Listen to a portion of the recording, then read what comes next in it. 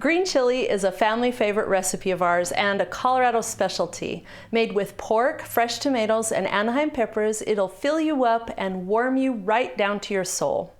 I'm Christy from Beneficial Bento, where I show you how to make healthy food more fun and help you manage your food allergies.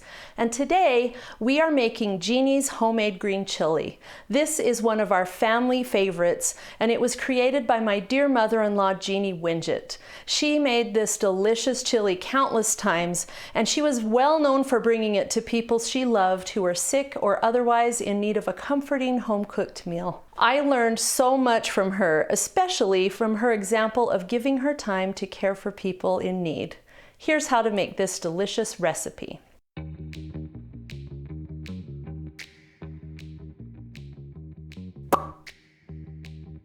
My sister-in-law Penny always said there's nothing better than fresh tomatoes and fresh roasted Anaheim peppers in your recipes. So let me show you how we roast our Anaheim peppers. First of all, preheat the oven to 325 degrees Fahrenheit.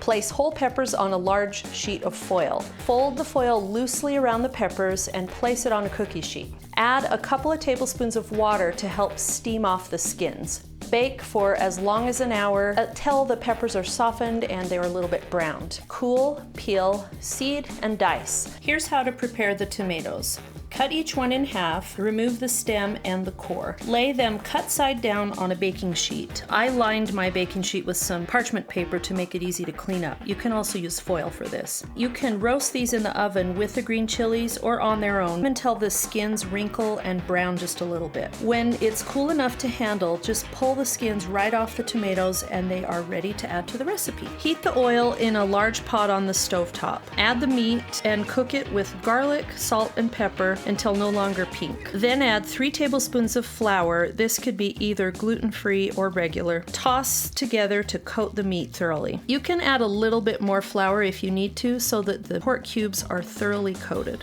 Now pour the pork cubes into a slow cooker.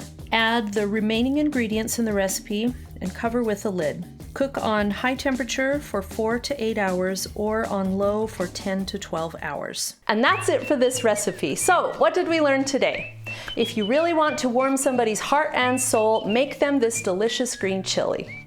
This recipe can be made either gluten-free or not, you just have to use the right flour.